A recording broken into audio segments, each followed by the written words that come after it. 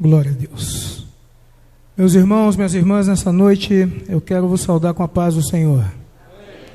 Glória a Deus por esta oportunidade, por esta alegria de uma vez mais fazer uso da palavra do Senhor. Quero louvar a Deus por essa riqueza, por essa alegria. Louvar ao Senhor pela vida do nosso pastor e de toda a sua família missionária. Deus abençoe. Uma vez mais, muito obrigado pela honra aqui falando a palavra do Senhor nessa noite. Louvar a Deus pela vida de todos os irmãos do ministério, todos os pastores, todos os obreiros da casa do Senhor, de uma maneira geral a igreja que se reúne aqui neste lugar. Deus abençoe a vida de todos vocês. Louvar a Deus pela vida do pastor Cícero, do irmão Paulo e a família do irmão Cícero. Vieram lá de Extrema, eles trabalham comigo, pastor, e vieram louvar a Deus conosco hoje, lá de Extrema. Deus abençoe a vida dos irmãos, e a minha oração continua sendo para que as mãos do Senhor continuem estendidas sobre a vida de cada um de vocês e que o nome do Senhor seja glorificado. Louvo a Deus pela minha família. E vamos para aquilo que o Senhor nos trouxe aqui para fazer. Vamos para a palavra de Deus. Primeiro livro das Crônicas dos Reis de Israel, capítulo de número 13. Glória a Deus. Primeiro livro das Crônicas dos Reis de Israel, capítulo de número 13. Glórias a Deus. Que diz assim a palavra do Senhor: E teve Davi conselho com os capitões dos milhares e dos de 100, e com todos os príncipes. E disse Davi a toda a congregação de Israel: Se bem vos parece, e que vem do Senhor nosso Deus, enviemos depressa mensageiros a todos os nossos outros irmãos em todas as terras de Israel, e aos sacerdotes e aos levitas, com eles nas cidades e nos seus arrebaldes, para que se ajuntem conosco, e tornemos a trazer para nós a arca do nosso Deus, porque não a buscamos nos dias do rei Saul. Então disse toda a congregação que assim se fizesse, porque este negócio pareceu reto aos olhos de todo o povo. Ajuntou, pois, Davi a todo Israel, desde Sior do Egito até chegar a Ramate, para trazer a arca de Deus de Quiriate Jearim. E então Davi, com todo Israel, subiu a Balaim de Judá, a Quiriate Jearim, que está em Judá, para fazer subir dali a arca de Deus, o Senhor que habita entre os querubins, sobre a qual é invocado o seu nome. E levaram a arca de Deus sobre um carro novo, da casa de Abinadab, e Uzá e Aiô guiavam o carro. E Davi e todo Israel alegravam-se perante Deus com toda a sua força, em cânticos, com harpas e com alaúdes, e com tamborins e com símbolos e com trombetas. E chegando à eira de Nacon, estendeu Uzá a sua mão, para ter a mão na arca, porque os bois tropeçaram. E então se acendeu a ira do Senhor contra Uzá e o feriu, por ter estendido a sua mão à arca, e morreu ali perante Deus. E Davi se encheu de tristeza, de que o Senhor houvesse aberto brecha em Uzá, pelo que chamou aquele lugar Pérez Uzá até o dia de hoje.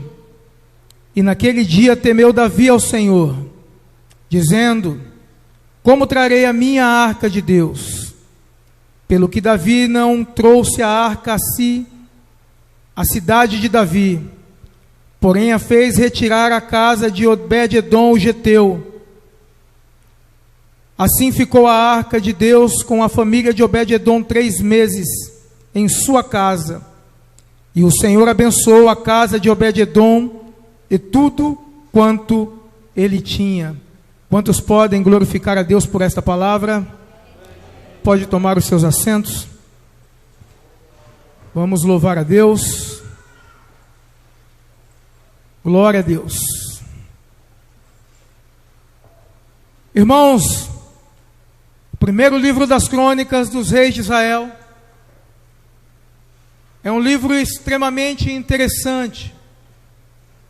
É bem verdade que 29 capítulos e 942 versículos vai contar a história dos reis de Israel e de Judá. Quando olhamos a Bíblia hebraica, o primeiro e o segundo livro das crônicas fazem parte de um compêndio só. E o que me chama a atenção é que no original o seu nome seria ou é Dibri Hayamim, que significa anais ou história. Ou seja, o primeiro e o segundo livro das crônicas retrata os anais da história dos reis de Israel. O que me chama a atenção é que o primeiro livro das crônicas, a começar pelo seu capítulo de número 1, ele vai fazer um apanhado da genealogia, do capítulo 1 até o seu capítulo de número 8. Ele começa retratando a genealogia de Adão até Noé, e aí ele continua com as suas tratativas, falando da genealogia do povo de Deus. A intenção era mostrar que esse povo aqui era o povo escolhido, que foi tirado com mão forte por Deus do Egito, e foi cuidado pelo Senhor durante todo o tempo. Quando entraram na terra da promessa, esse povo continuou a crescer e a se expandir. Mas o que me chama a atenção é que com a mesma velocidade do crescimento, era a velocidade da sua apostasia. Uma hora o povo se apostatava de Deus, outra hora o povo se achegava para Deus. E todas as vezes que isso acontecia, a ira de Deus se aplacava com esse povo a ponto de a gente verificar de histórias em histórias a mão de Deus pesando sobre a vida deste povo. O que me chama a atenção é que vem o período dos juízes. Os juízes passam num período de 350 anos, começa o período dos profetas, e o que me chama a atenção é que aí a mão de Deus vai levantar um homem num período de tamanha apostasia, chamado Samuel. O que me chama a atenção é que o templo está corrompido, o lugar do culto, o lugar da adoração, o lugar onde a presença de Deus deveria ser algo extraordinário estava corrompido, o sacrifício estava corrompido, os sacerdotes estavam corrompidos, mas a mão de Deus estava guiando o seu povo. E o que me chama a atenção é que no meio da corrupção do povo, Deus vai levantar uma mulher, e Deus levanta essa mulher com um intento. O que me chama a atenção é que Ana queria um filho, Deus queria um remédio para curar a doença do povo. Deus é extraordinário nas suas escolhas, e no ventre daquela que não gerava, Ele vai fazer gerar um menino. E o que me chama a atenção é que este menino vai mudar toda a sorte daquela época, a ponto de quando esse menino nascer, ele ser levado até o centro da corrupção e ser entregue pela sua mãe ao sacerdote corrupto. O que me chama a atenção é que quando eu estudo esse texto, a primeira coisa que me abre a memória é: será que eu deixaria ou entregaria o meu filho em um lugar onde eu sei que a corrupção opera? Mas Deus estava guiando os dias daquela época, e quando Deus guia são diferentes, e quando Deus está no controle, as coisas são, aleluia, de uma maneira que a gente às vezes não consegue entender. Deus está no controle da história. Deus planta Samuel naquele lugar. O texto diz que Deus não falava nem através de Urim, nem através de Tumim, nem através de profeta, mas agora Deus vai começar a falar, a ponto do sacerdote corrupto ter que entender que agora Deus não fala mais com o sacerdócio, Deus vai falar com o menino. E o que me chama a atenção é que em muitos lugares por aí, os meninos já não têm mais oportunidade de falar. Mas quando Deus ele não encontra um sacerdote fiel, Ele procura um menino que seja fiel. Ainda na sua pouca idade, ainda no seu pouco entendimento, Samuel ele tem revelações tremendas da parte de Deus. E as coisas começam a fluir, a ponto de agora a revelação voltar aos dias daquela época. Deus falar com Samuel, aleluia, face a face, entregar a ele o que seria do futuro daquele povo. Então a obra de Deus continua de pé. O tempo passa, Samuel cresce. E quando Samuel cresce, aleluia, o seu ministério se expande. E na expansão do seu ministério, aleluia, muitas coisas vão acontecer. Deus usa o menino de uma forma tremenda e poderosa. E agora o tempo passou, já não é mais o menino Samuel. O velho Samuel está no exercício do seu ministério. Os seus cabelos já são brancos, as suas forças já não são a mesma. Mas Samuel continua com a presença de Deus, da mesma maneira do qual ele recebeu a revelação do Pai, quando ele estava naquele lugar da corrupção. Aleluia! Samuel agora é um velho. E na velhice de Samuel, o povo ele vai tomar uma atitude que mudaria também a história daquela época. O povo agora vai olhar para as nações vizinhas e vai desejar um rei. E o que me chama a atenção é que quando o povo deseja um rei, Samuel fica entristecido. Parece que o seu ministério não está sendo aceito, até porque os seus filhos, aleluia, não seguiram o mesmo passo do pai. E agora o povo olha para as nações vizinhas e eles pedem um rei. Samuel se entristece, Deus fala com o profeta, e a voz de Deus para aquele homem é: Samuel, não se preocupe que não foi você que ele rejeitou, eles têm rejeitado a mim. O que me chama a atenção é que o povo rejeita o próprio Deus, o governo de Deus, a teocracia de Deus, o mando de Deus, a maneira de Deus, porque todas as vezes que o povo olha para as nações vizinhas, para os costumes vizinhos, para a operação daquilo que acontece fora, aleluia, deste lugar de adoração, o povo deseja aquilo que Deus, aleluia, repreende. Deus ele fala com Samuel, mas o povo ainda continua com o seu mesmo intento. Deus ele deixa, porque ele dá corda, mas não solta a ponta. O que me chama a atenção é que o texto vai dizer que agora Deus ele vai escolher um capitão. E o que me chama a atenção é que quando Deus escolhe Saul, ele não escolhe Saul como um rei. O texto ele é claro em nos dizer que o Senhor ele chama Saul como um capitão do povo de Deus. Aleluia, o tempo vai passar. Saul ele vai exercer o seu ministério. Ele é chamado para governar Israel e por ali ele governa 40 anos. O que me chama a atenção é que quando ele começa o seu reinado, ele não busca colocar as coisas no eixo. Ele não tem o desejo de colocar as coisas no lugar. Samuel começa o seu reinado. O que me chama a atenção é que ele começa vencendo algumas batalhas. Ele vence os amalequitas, ele vai vencer os filisteus, ele vai ganhando algumas batalhas, e isso enche o coração do homem a ponto dele entender que o Senhor estava com ele. É bem verdade, irmão, que quando analisamos a vida de Saul, a gente percebe que Saul começou, aleluia, de uma maneira errada, porque logo no primeiro ano do seu reinado, ele já desobedece ao Senhor, ele já é negligente ao mandado de Deus, ele já rejeita a ordem de Deus, a ponto de Deus então falar com o profeta Samuel, para entregar um recado para Saul, que o seu reinado estava sendo rejeitado. O que me chama a atenção é que ele quer dar o seu jeito, ele quer fazer da sua maneira, ele quer governar, aleluia, segundo o seu mesmo desejo, a ponto do Senhor dar uma ordem para ele e dizer: vai lá e mata os amalequitas, até as crianças de peito, os animais, todos aqueles daquela terra deveriam morrer. Ele vai até este lugar, e o texto diz que ele vai começar a cumprir o mandado de Deus.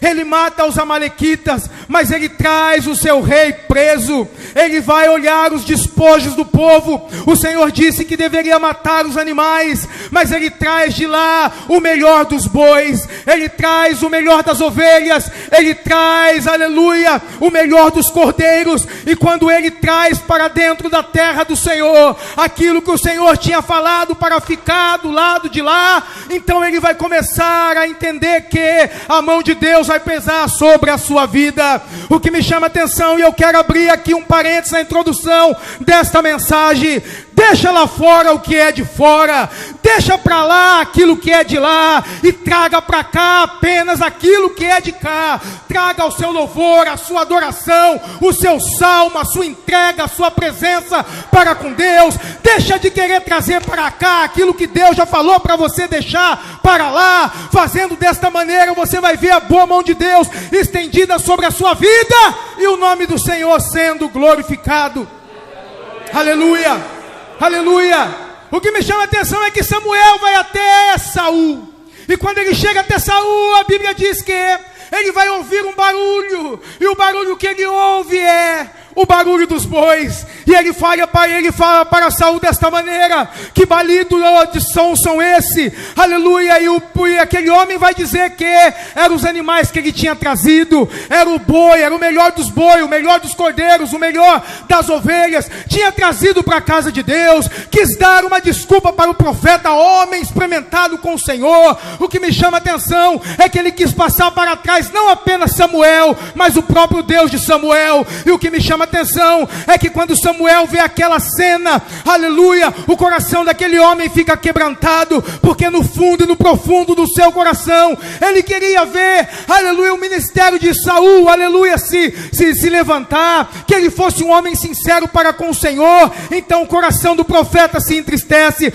O que me chama a atenção é que o Saul vai dizer para ele desta maneira: eu trouxe o melhor para cá, para oferecer ao Senhor em sacrifício. Quem é que disse, aleluia, para alguém aqui neste lugar, que o Senhor, aleluia, é aquele que se agrada apenas com o sacrifício? Ele vai falar pela boca do profeta Samuel, aleluia, para ser entregue para o rei Saul desta maneira, aleluia, que muito melhor do que, aleluia, sacrificar, obedecer, era sacrificar, aleluia, que muito melhor do que sacrificar era obedecer. Deus, ele prefere a obediência do que o sacrifício, aleluia. E o que me chama a atenção é que ele corria, aleluia, fazia tudo quanto desagradava ao Senhor. Agora parece que o Senhor está deixando as coisas passar desapercebido. E o que me chama a atenção é que 40 anos de reinado foi o tempo que aquele homem governou sobre a nação de Israel. E quando eu estudava o texto, aleluia, eu analisava o contexto da história, porque no tempo do rei Saul, aleluia, o tabernáculo estava de pé. Sabe o que me chama a atenção? É que no primeiro livro de Samuel, aleluia, logo nos seus primeiros capítulos, a gente vai entender que a arca foi tomada, aleluia, pelos filisteus. A arca foi levada, aleluia, de dentro da terra do Senhor para uma terra, aleluia, onde o Senhor não estava trabalhando ali. E o que me chama a atenção é que quando esse homem começa o seu reinado, a primeira coisa que ele deveria ter feito era, aleluia, buscar de novo trazer para si a arca do Senhor. Mas ele era um homem acostumado com um jeitinho, a fazer da sua maneira, aleluia, a comandar do seu jeito, sem ouvir muito a voz de Deus. E sabe o que a Bíblia vai dizer? Aleluia, e a história vai nos confirmar que naqueles dias, aleluia, o tabernáculo do Senhor estava ali de pé em Siló. Mas o que me chama a atenção é que o tabernáculo, aleluia, ele tem 3 compartimentos, aleluia. O primeiro compartimento é o átrio, o segundo compartimento é o lugar santo, e o terceiro compartimento, aleluia, é o santo do santo. Mas o que me chama a atenção, aleluia, é que o santo dos santos está vazio, porque a arca da aliança não estava lá. O que adianta, irmão, ele ter o culto faltando um pedaço? Sabe o que me chama a atenção? É que o tabernáculo, assim como o templo, aleluia, dentro das suas 3 compartimentos, ou das suas 3 repartições, ele tinha os seus utensílios. E quando eu olho para os utensílios, aleluia, o que me chama a atenção é que, aleluia, no átrio ali, ele vai ter o altar de incenso, o altar do holocausto, ele vai ter ali naquele lugar a pia de bronze. Mas o que me chama a atenção é que no segundo compartimento, aonde estava o candelabro, aonde estavam os pães da preposição, e aonde estava, aleluia, o altar do incenso. Altar do incenso nos forma, aleluia, de oração. Então eu olho para aqueles dias, para aquele tabernáculo, para aqueles cultos, e eu vejo que aquele culto tinha liturgia, aquele culto tinha cântico, aquele culto tinha, aleluia, muitas coisas, mas a coisa que aquele culto não tinha era a presença de Deus. O Santo dos Santos estava vazio, e Saul não fez questão nenhuma de reparar aquela lacuna. O que me chama a atenção é que ele vai querer governar sem a presença de Deus, a ponto de 40 anos se passar sem a presença de Deus naquele lugar. Parece que Deus, aleluia, está deixando as coisas passar desapercebido, mas quando eu olho para os anais, aleluia, dessa história aqui, eu vejo o Senhor trabalhando na paciência, porque o texto vai dizer, aleluia, aleluia, o que me chama a atenção é a escolha de Deus, porque quando Paulo está ali, aleluia, falando sobre Jesus, aleluia, ele vai dizer no Atos capítulo 13, versículo de número 22, achei a Davi, filho de Jessé, homem segundo o meu coração, que executará toda a minha vontade. Olha ao Salmo 89, 20 diz, achei a Davi meu servo, e com o meu santo óleo o ungi. O que me chama a atenção é que Deus estava trabalhando e levantando um homem que seria fiel. Deus, ele não vai deixar, irmãos, as coisas ficar de cabeça para baixo, ainda que o sacerdócio esteja corrompido, ainda que o templo esteja corrompido, ainda que a adoração esteja corrompida. Deus sempre tem aqueles que são fiéis, aquele que vai guardar a adoração no profundo da alma, aquele que vai louvar e adorar ao Senhor no meio das tempestades da vida, aquele que quando a porta fechar, a adoração dele ainda vai ser com sinceridade. Não é aquele que apenas adora ao Senhor quando tudo está bem, mas quando as coisas não estão bem, ele reclina, declina, dá um passo atrás, quer largar aquilo que o Senhor colocou na sua mão, e muitas das vezes questiona o Senhor, dizendo, ei Senhor, eu sirvo ao Senhor, aleluia, isso está acontecendo comigo, mas será que serve do jeito certo? O que me chama a atenção é que esse homem aqui vai governar 40 anos sem a arca. Arca da aliança, construída de madeira e coberta de ouro, por dentro e por fora. Aleluia. Dentro dessa arca tinha 3 substâncias. O maná que caiu do céu, um pote de maná que caiu do céu, simbolizando a provisão de Deus. A vara de Arão que floresceu, oh glória, simbolizando o sacerdócio fiel. E as tábuas da lei, aleluia, simbolizando a fidelidade de Deus em cumprir a sua palavra. Mas a arca não está no Santo do Santo, e o culto está faltando um pedaço. O que adianta ter culto e não ter a presença? O que adianta cantar se a glória não desce? O que adianta pregar se o poder não cai? O que adianta servir sem a presença de Deus? O culto estava faltando um pedaço, mas Deus estava levantando aquele que é fiel e queria fazer a vontade de Deus da forma que agradava ao Senhor. O tempo passa e a batalha se dá, e o texto vai dizer que na batalha contra os filisteus, Saul e seus filhos, eles vão morrer, assim como toda a sua casa, e Davi vai assumir o reinado. Ele reina 7 anos em Hebrom.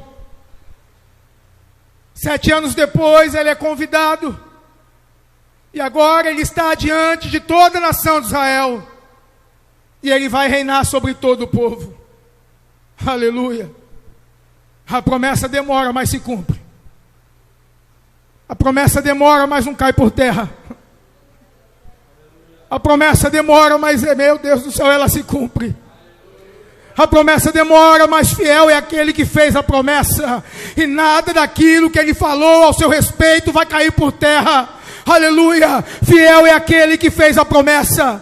Quando eu olhava o texto, ele dizia desta maneira: achei Davi atrás das malhadas, pastoreando ovelha.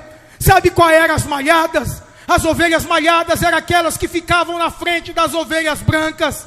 Elas faziam como se fosse um cerco para guardar as ovelhas puras. Davi pastoreava as malhadas. E sabe o que me chama a atenção? É que pastoreando as malhadas, ele estava ali suscetível ao ataque do leão, ao ataque do urso e ao ataque do lobo. Ele entregava a sua vida pelas aquelas ovelhas. E eu estou falando apenas das malhadas. As malhadas eram aquelas ovelhas que tinham menos valor. Elas protegiam como se fosse um rebanho entre as ovelhas brancas e puras do rebanho. Davi pastoreava aquilo que era, aleluia, considerado como, aleluia, de pouco valor para a nação de Israel. Mas Deus olha do céu e diz: achei a Davi. E na noite desse dia eu quero crer que o Senhor apontou para este rebanho aqui e está dizendo no coração de alguém: achei a você atrás das malhadas, pastoreando ovelha segundo o meu coração. Aleluia. Na hora da porta aberta Deus está contigo, mas na hora que você estiver suscetível ao ataque do inimigo, Deus também está com você. Deus achou você, achou a mim atrás das malhadas, pastoreando ovelhas segundo o seu coração. E é por isso que você está aqui neste lugar, porque um dia você estava lá protegendo o rebanho, aleluia, e você estava defendendo as malhadas, aquilo que ninguém queria. Talvez você pergunte no seu coração: não é culto missionário? Aonde está a palavra de missão? Deixa eu te entregar a palavra missionária agora. Você é o pastor da ovelha malhada, aleluia, aquelas que para o mundo tem pouco valor, mas para o Senhor tem um valor extraordinário. Na noite desse dia eu quero dizer para você que aquele que você olha como pouco valor, a Bíblia diz que a alma dele, aleluia, nem o mundo inteiro pode pagar. Então o Senhor está dizendo: achei, aleluia, achei. E sabe o que me chama a atenção? É que quem acha porque está procurando no meio de uma nação inteira, Deus achou a Davi. Achou, aleluia, achou. Sabe por quê, irmão? Porque enquanto Deus está procurando alguns, tem uns de peito para fora querendo aparecer. Ei, deixa eu te dar uma mensagem da parte de Deus aqui: desestufa o peito, veste a roupa, fique em paz. Se for, aleluia, para Deus apontar para você, Ele vai apontar para você. Mas Deus ainda procura, Ele ainda procura. E quem procura acha,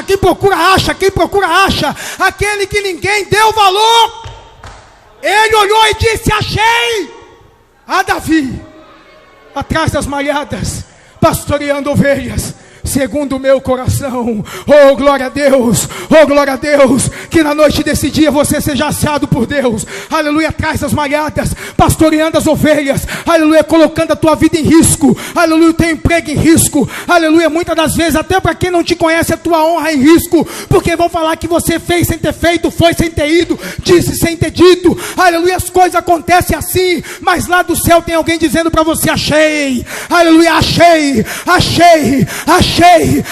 a Davi atrás das malhadas, pastoreando ovelha segundo o meu coração. Oh glória a Deus, oh glória a Deus, aleluia. Capítulo de número 13 foi o texto que lemos, aleluia, para esta mensagem. E o que me chama a atenção é que agora Davi, ele vai assumir a nação de Israel. Agora ele está assentado no trono de Israel, aleluia. A coroa vai na sua cabeça e o cetro vai na sua mão. E quando eu olhava para esse texto, eu falei comigo assim: Senhor, esse texto parece que tem algo meio embaraçado. Por quê? Porque o texto começa dizendo: e teve Davi conselho com os anciões dos milhares e dos 100 e com todos os príncipes. E eu fiquei perguntando para mim: Davi foi se aconselhar porque lhe faltava experiência. Então ele reúne os anciões de Israel, ele reúne os príncipes e vai pedir conselho, aleluia. É bem verdade que ele deve ter recebido o melhor conselho aqui, e o texto vai dizer desta maneira: e disse Davi a toda a congregação de Israel: se bem vos parece e que vem do Senhor nosso Deus, enviemos depressa. Davi estava com pressa, presta atenção no que eu vou te dizer aqui. Davi estava com pressa, aleluia, e enviemos depressa, aleluia, mensageiros a todos os nossos outros irmãos em todas as terras de Israel, e os sacerdotes e os levitas com eles, para que eles se ajunte conosco e tornemos a trazer para nós a arca do nosso Deus, porque não a buscamos nos dias, aleluia, do rei Saul. O que me chama a atenção atenção é que parece que Davi está fazendo a coisa certa. Ele pede conselho aos anciões, ele busca experiência, aleluia, porque ele não tinha. Mas quando eu comecei a ler o texto e analisar o texto, eu entendi que Davi, ele começou, aleluia, parece que fazendo a coisa certa, mas ele vai fazer a coisa errada, porque o texto vai dizer aqui, aleluia, que a intenção é boa. Ele queria trazer a presença de Deus, ele não queria governar sem a arca, aleluia, dentro do tabernáculo. Parece que está tudo bem, parece que está tudo certo, a intenção é boa, o projeto é bom, aleluia, é verdadeiro, é de direito, vai, aleluia, dá resultado. Mas quando eu comecei a analisar o texto diz, aleluia, que Davi estava com pressa. Ele diz: e tornemos a trazer para nós a arca do nosso Deus, porque não a buscamos nos dias do rei Saul. E o texto vai dizer assim: e disse a toda a congregação que se assim fizesse, porque este negócio pareceu reto aos olhos de todo o povo. Nem tudo que parece nem tudo que reluz é ouro, nem tudo que parece ser certo é certo, nem tudo que diz que é para a direita é para a direita, nem tudo que diz para a esquerda é para a esquerda. Deixa eu te explicar que você não está entendendo, aleluia. Davi está querendo trazer a arca, aleluia, trazer a arca é a coisa certa, mas ele não quer trazer do jeito certo, ele está com pressa. E sabe o que me chama a atenção, pastor Marco? Porque fazer a obra de Deus com pressa não dá tempo de você buscar o conselho de Deus. Ainda que ele teve buscando o conselho dos homens da terra, voltou a buscar conselho daquele que é do céu. Davi está com pressa, e por ele estar com pressa, ele vai fazer, aleluia, a coisa errada. Olha o que o texto diz também, aleluia, o texto vai dizer assim: e ajuntou Davi a todo Israel, desde o Senhor do Egito até chegar a Ramate, para trazer a arca de Deus de Kiriat Jearim. Deixa eu te falar por quê. A arca não estava lá, a arca ela saiu, aleluia, das terras do Senhor, e aleluia, ela foi tomada pelos filisteus, passou um tempo com os filisteus, aleluia, mas a arca fez efeito contrário na terra do pecado. A presença de Deus não consegue estar ali, aleluia, não porque Deus não pode estar ali, é porque eles não quiseram se converter e nem se dobrar à vontade do Senhor. Então a arca fez mal para eles, mas a arca faz bem para nós. Aquilo que faz mal para aqueles que estão lá fora faz bem para quem está aqui dentro. Isso é uma verdade só. E o que me chama a atenção é que o texto continua dizendo desta maneira, aleluia: e então Davi com todo Israel subiu a Baalim de Judá até Kiriat Jearim, onde está, que está em Judá, para fazer subir dali a arca de Deus, o Senhor que habita entre os querubins, sobre a qual é invocado o seu nome, e levar a arca de Deus sobre um carro novo. Está aí, parecia que é certo, mas é errado. O projeto parecia que era de Deus, mas não era de Deus. Parecia que Deus estava no negócio, mas Deus não estava no negócio. Parecia que era para a obra crescer, para o crescimento da obra, para o culto ficar completo, porque estava faltando a arca no tabernáculo, mas não estava certo não, estava da maneira errada. Sabe o que eu quero dizer para você? Aquele que serve a Deus do seu jeito, aleluia, com pressa, querendo fazer para Deus as coisas com pressa, querendo agradar a Deus da sua maneira com pressa, pode ter cuidado que você vai acabar fazendo a coisa errada. Eles vão improvisar aqui, irmãos, e a única vez que eu vi o improviso acontecer foi quando os filisteus colocaram a arca de Deus. A arca não era para ser levado em cima de um carro novo, era para ser levado no ombro, aleluia, dos levitas. É bem verdade que tinha todo um ritual. Eles andavam, dava 7 passos e tinha que parar e sacrificar ao Senhor.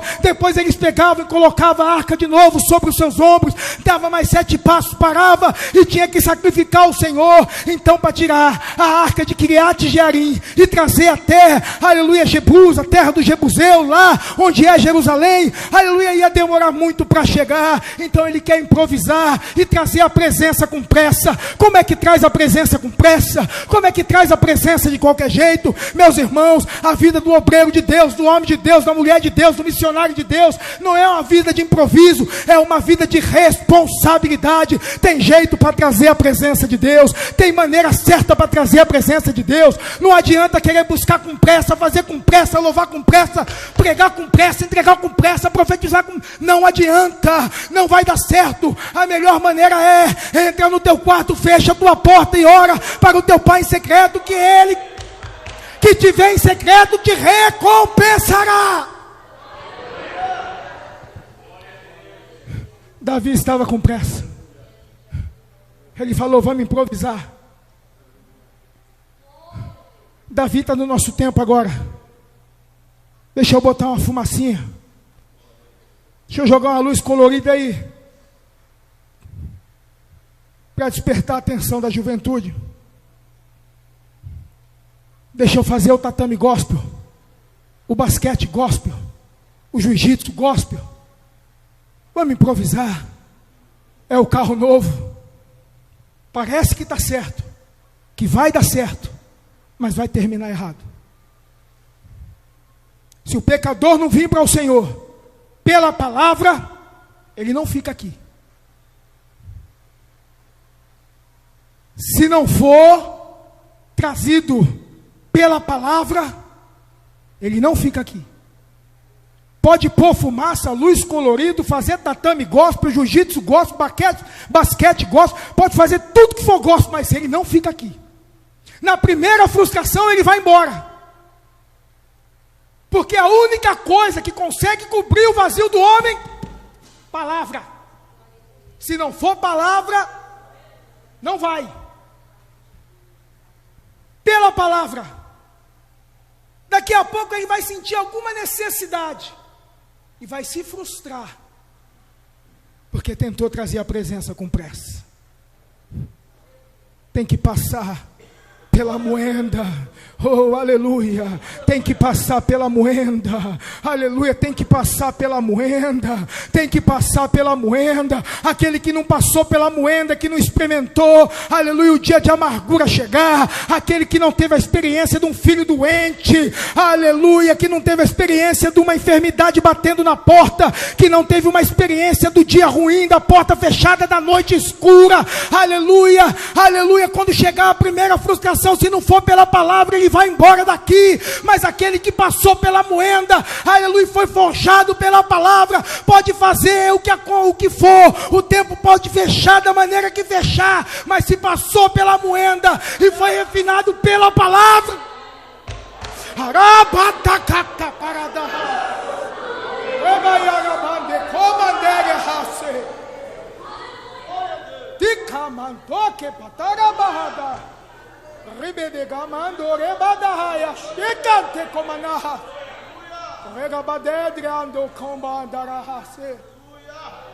tem que passar pela moenda.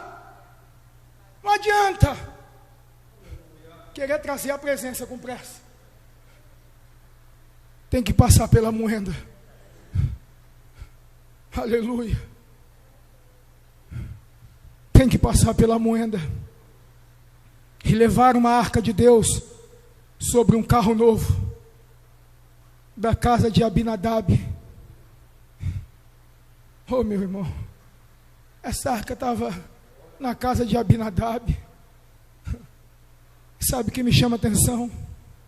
É que o povo estava acostumado em fazer as coisas de qualquer maneira. Olha o que o texto diz no primeiro livro de Samuel. Aleluia. Às vezes eu fico meditando no texto, escrevendo os meus rabiscos aqui, e parece que eu entro na história e dá até vontade de chorar. O texto diz no capítulo 7 do primeiro livro de Samuel: então vieram os homens de Kiriat Jearim e levaram a arca do Senhor e a trouxeram à casa de Abinadab no outeiro e consagraram a Eleazar seu filho para guardar a arca do Senhor. E sucedeu que desde aquele dia a arca ficou em Kiriat Jearim, e tantos dias se passaram que chegaram até 20 anos, e lamentava toda a casa de Israel após o Senhor. A arca saiu de Bet-Semes e foi para Kiriat Jearim. E na casa de Abinadab foi consagrado um homem sacerdote para cuidar dela. A importância que ele dava a ela era tão grande, que 20 anos a arca teve ali, e você não vê nada acontecendo naquele lugar. Como é que a presença está e nada acontece? Como é que a presença está e o céu está de bronze?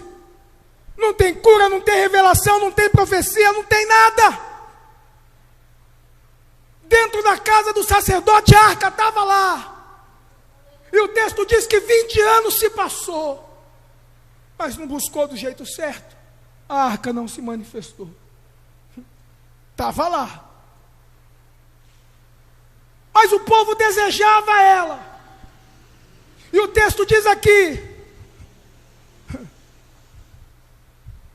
e tantos anos e tantos dias se passaram que chegaram até 20 anos, e lamentava toda a casa de Israel após o Senhor. E a voz de Deus então fala com o povo desta maneira. E então falou Samuel a toda a casa de Israel, dizendo: se com todo o vosso coração se converter ao Senhor, tirai dentre vós os deuses estranhos e os astarotes, e preparai o vosso coração ao Senhor, e servi a Ele só, e vos livrará da mão dos filisteus. A presença estava lá, mas o povo negociava com o pecado. Mas o lamento subiu, e Deus falou: vocês querem a presença?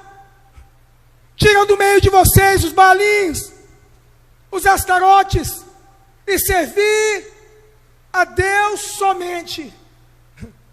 A adoração estava misturada. Aleluia. O culto não tinha essência. Estava faltando alguma coisa. Aleluia. E agora Davi manda buscar a arca lá de Kiriat Jearim. O povo estava acostumado a servir de qualquer maneira, e eles falam: vamos chamar um carro novo. A presença é pesada para trazer aqui.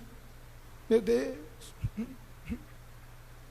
É pesada a presença para trazer aqui. Vamos buscar da nossa maneira mesmo, vai.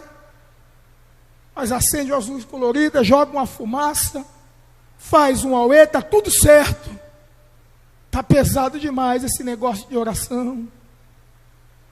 Está difícil demais esse negócio de meditação na palavra, culto de doutrina, está pesado demais para trazer aqui.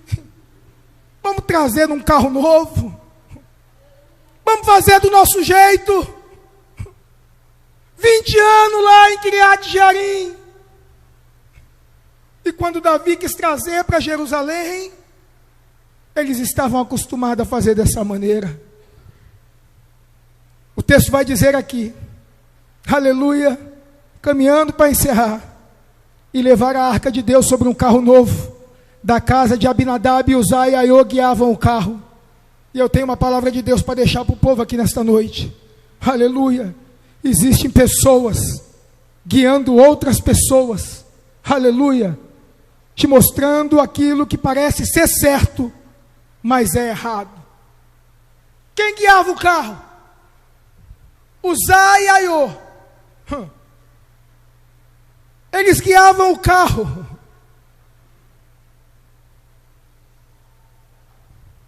E Davi e todo Israel se alegravam perante Deus com toda a sua força. Se alegrava diante de Deus, fazendo a coisa errada. Irmãos, tem gente fazendo a coisa errada e fazendo cara de alegria. Tem gente que está ali fazendo a coisa errada e fazendo festa. Eles guiavam o carro, e Davi e todo Israel se alegrava perante Deus com toda a sua força. Eles cantavam com harpa, alaúdes e tamboris, e com símbolos e trombetas. Eles se alegravam fazendo a coisa errada. Mas quando eles chegaram à era de Nacon, estendeu Uzá a sua mão para tomar a arca, porque os bois tropeçavam. Pastor Marco, quando a gente estuda o texto, a gente percebe que o termo era de Nacon, no seu original, significa lugar onde as coisas caem. E a gente ouve falar que aquele lugar era acidentado, que tinha pedras naquele lugar, mas a história diz que era um lugar plano e de fácil acesso. E aí eu fiquei pensando, mas se a era de Nacon é o lugar onde as coisas caem, aqueles homens quiseram botar a mão na arca para não deixar Deus cair. Já viu Deus cair, pastor Marco? Precisar da força de homem, precisar da ajuda de homem. E aí o texto diz que eles colocaram a mão na arca porque os bois tropeçaram. E quando isso aconteceu, a ira de Deus se acendeu contra Uzá. E o Senhor ali causou uma ruptura nesse homem, fendeu ele no meio, por conta da sua irreverência. Quando a gente olha o texto, agora o cenário aqui se transforma. O cenário que era de alegria agora é um cenário de tristeza. E o texto vai dizer, e Davi se encheu de tristeza, que o Senhor houvesse aberto uma rotura ou uma brecha em Uzá, pelo que chamou aquele lugar Pérez Uzá até o dia de hoje. E o que me chama a atenção é que no versículo 12, o texto nos abre o primeiro leque. E o primeiro leque de conserto do povo que fazia a coisa errada é Davi colocar a mão na consciência e dizer: naquele dia temeu Davi o Senhor, dizendo: como trarei a mim a arca de Deus? Ele perguntou, ele se colocou e ele temeu, e o texto diz: e naquele dia temeu Davi ao Senhor, dizendo: como trarei a minha arca de Deus? Pelo que Davi não trouxe a arca para si, a cidade de Davi, porém fez retirar a arca à casa de Obed-edom o geteu. E o que me chama a atenção é que quando a arca sai da casa de Abinadab e ela sobe até a casa de Obed-edom, a gente podia fazer dois paralelos aqui: um paralelo de uma igreja fiel e o paralelo de uma igreja infiel. O paralelo de uma igreja que serve a Deus no meio das suas dificuldades sem corromper, aleluia, o culto, e uma igreja que corrompe o culto para fazer da sua maneira. O que me chama a atenção é que as duas ali tiveram a presença da arca. Na casa de Abinadab foram 20 anos com a arca ali, nenhuma coisa aconteceu, nenhuma vida foi mudada, nenhum milagre, aleluia, aconteceu naquele lugar. E se aconteceu, o texto bíblico não faz menção de deixar para nós aqui, aleluia, nenhuma vírgula sequer. Mas quando foi tirada da casa de Abinadab e ela foi colocada na casa de Obed-edom, a Bíblia diz que apenas, aleluia, 3 meses a arca ficou na casa de Obed-edom, e 3 meses na casa do homem fiel foi o suficiente para mudar toda a história da vida daquele homem. Deixa eu te dar uma palavra que está descendo do céu aqui, eu vou ter que entregar, que é a presença de Deus, o milagre de Deus, a providência de Deus, o cuidado de Deus. Aleluia, seja um crente Obed-edom, um crente que leva a arca da maneira séria, do jeito certo, da forma certa, que não quer trazer a presença, aleluia, com pressa. Aqueles que quiseram trazer a presença com pressa ficaram sem a presença, aleluia, alguns morreram no meio do caminho. Mas aquele que buscou a arca, aleluia, na sua autenticidade, ele teve a plenitude da bênção de Deus na sua casa. Não apenas na sua casa, mas o texto diz que toda a sua vizinhança foi abençoada, porque ele fez a coisa certa. Agora sim, irmãos, Davi, o texto do capítulo de número 15, aleluia, 14, vai dizer que Davi agora vai chamar os levitas, vai chamar os sacerdotes, ele vai fazer a coisa certa, ele vai esquecer, aleluia, a maneira de trazer rápido, e vai trazer, aleluia, da maneira certa, ainda que demore, mas faça da maneira certa, aleluia, faça da maneira certa, aleluia, pregue da maneira certa, cante da maneira certa, ore da maneira certa, evangelize da maneira certa. Ele vai fazer da maneira certa. Agora ele vai obedecer o ritual, aleluia. A arca é colocada no ombro dos levitas, 7 passos para sacrificar ao Senhor. Depois do sacrifício, coloca a arca no ombro e leva mais 7 passos. Imagina, irmãos, da onde ele estava até onde ele tinha que chegar, quanto tempo durou para a presença chegar em Jerusalém. E o que me chama a atenção é que quando a presença chegou lá, nunca mais ela saiu de lá. Ainda, irmãos, aleluia, que a presença chegou naquele lugar, aleluia, o pacto do Senhor com Davi foi estabelecido e foi pacto perpétuo. E é por conta desse pacto perpétuo, daquele dia de adoração, aleluia, que todos nós estamos hoje aqui neste lugar, porque a palavra de Deus vai nos dizer que o Senhor, ele fez um pacto perpétuo com a casa de Davi, e com a casa de Davi vem a genealogia do Messias, o nosso Senhor Jesus. E é através do nosso Senhor Jesus que nós estamos aqui neste lugar, para dizer que Deus é bom e a sua misericórdia dura para todo sempre. Trazer a arca com pressa não traz a presença de Deus, mas trazer a arca da maneira certa, Deus, ele faz pacto eterno. Eterno. Pacto eterno. Aleluia. Aleluia. Aleluia. Vai iniciar o seu reinado agora da maneira certa. Vai demorar até um pouquinho mais para chegar, mas vai chegar da maneira certa. Ah, mas fulano saiu na frente, vai chegar na frente. Irmão, você não está postando corrida com ninguém, não.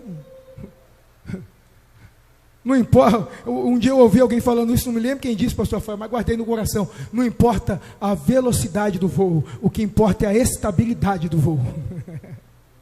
Não adianta voar rápido demais daqui a pouco, mas se o voo está estável, está tudo bem.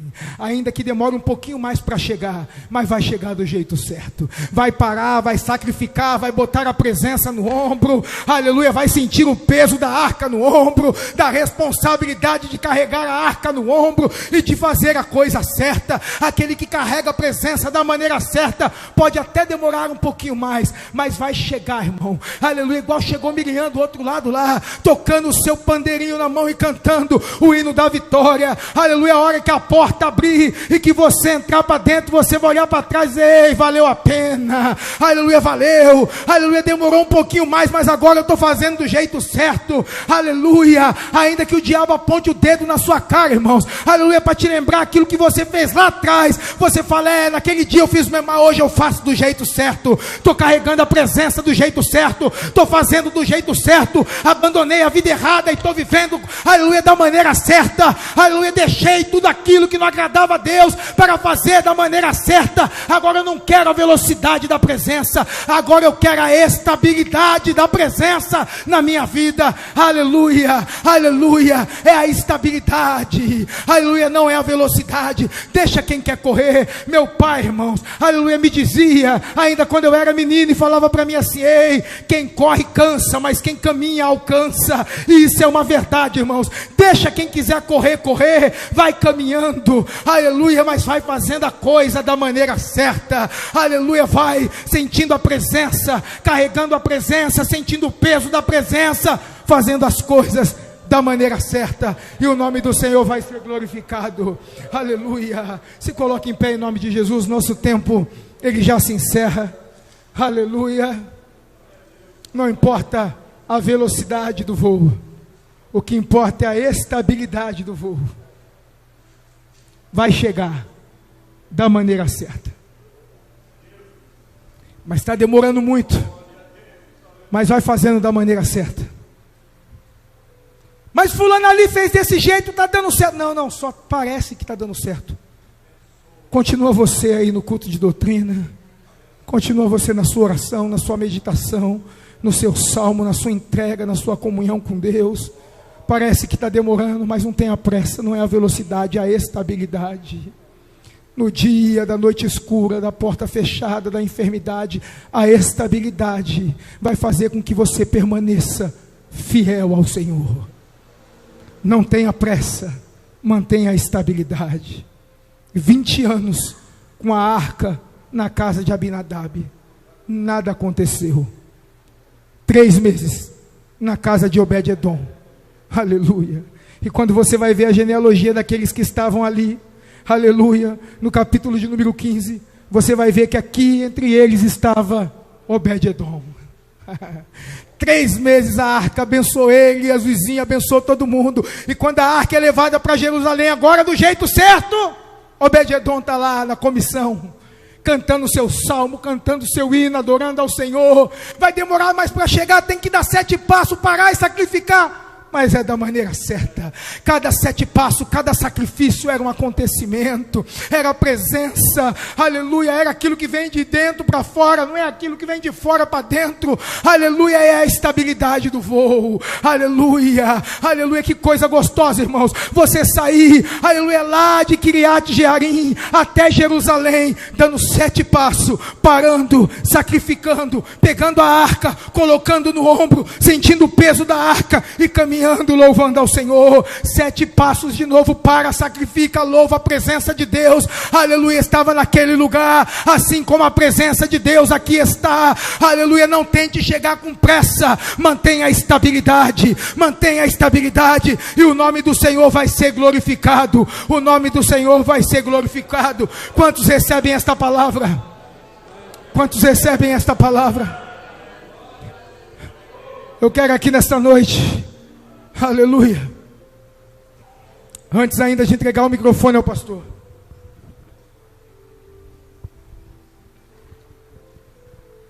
eu queria aqui perguntar se tem alguém aqui que ainda não serve ao Senhor. Alguém que chegou aqui nesta noite, talvez por convite de alguém,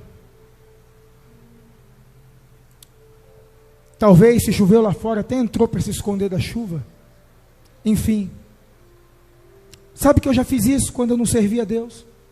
Um dia estava chovendo muito, o único lugar aberto era a igreja, eu entrei dentro dela, não era a Assembleia de Deus, mas já foi um contato com Deus, não que Deus não estava lá. Se você chegou aqui nesta noite e ainda não serve ao Senhor, e você quer entregar a sua vida para Jesus, aonde você estiver, só dá um sinal com a sua mão. Nós queremos te conhecer e vamos orar por você. Tem alguém aqui nesta noite que ainda não serve ao Senhor e quer entregar a sua vida para Jesus? Se você estiver aqui, levante a sua mão, nós vamos orar por você. Tem alguém? Tem alguém? Sempre há uma guerra nessas horas.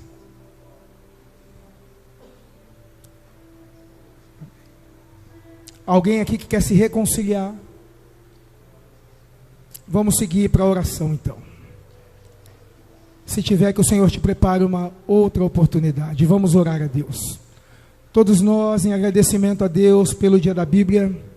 Coisa boa é ter a palavra na mão. Há países por aí, irmãos, que a estratégia é colocar recortes da Bíblia em balões na fronteira e soltar os balões ali. O balão ultrapassa a fronteira e quando ele estoura, pedaços da palavra são espalhados naquela região, dentro do idioma local daquele país, e as pessoas vão tendo contato com alguns trechos da palavra. E através disso o Senhor vai fazendo a sua obra, e o nome do Senhor vai ser glorificado. Estenda a sua mão, vamos orar ao Senhor. Orem comigo assim: não a nós, Senhor, não a nós, mas ao teu nome seja dado a glória. Senhor, nessa noite, uma vez mais queremos louvar e bendizer ao teu nome, e te agradecer, Pai, por esta noite maravilhosa, onde a tua presença é real neste lugar. Pai querido, obrigado, Pai, por esse dia que já passou, Pai, pela noite que já chega entre nós, pela madrugada que daqui a pouco chega, se assim o Senhor permitir. Nós queremos te louvar, Pai, pela família, nós queremos te louvar, Pai, pelo alimento, pela vestimenta, nós queremos te louvar pelo calçado, pela saúde, pelo trabalho. Nós queremos te louvar por tudo, Pai. Nós queremos ser gratos a ti, Senhor, porque o Senhor nos permitiu ter em nossas mãos a tua palavra. Não só em nossas mãos, Senhor, mas em nosso coração. A tua palavra faz morada e nos ajuda a caminhar. Pai querido, em nome de Jesus, nessa hora nós pedimos a ti que a tua boa mão continue estendida, Pai, sobre a vida de todos aqui neste lugar, e o teu nome seja glorificado. Pai querido, estenda também a sua mão, Senhor, sobre a vizinhança, sobre esta cidade, sobre esta nação, sobre, Pai, esse estado. Abençoa, Pai, os governantes, Senhor. Abençoa, Pai, todos aqueles, Senhor, Pai querido, que tem cargos de autoridade, que decisões possam ser tomadas segundo o desejo, a vontade do seu coração, para que o teu povo tenha menos sofrimento, Senhor, e consiga caminhar em paz nessa terra até o teu dia. Pai amado e santo, guarda, Pai, as famílias, proteja, Pai, as crianças, Senhor, proteja os adolescentes, os jovens, Senhor, proteja as mulheres, os anciões, proteja, Pai, as famílias, proteja, Pai, a cada um, guarda teu povo, Senhor, e nos dê uma noite de sono reparador, e se assim for da tua vontade, que amanhã possamos acordar para mais um dia, Senhor, na tua presença, e assim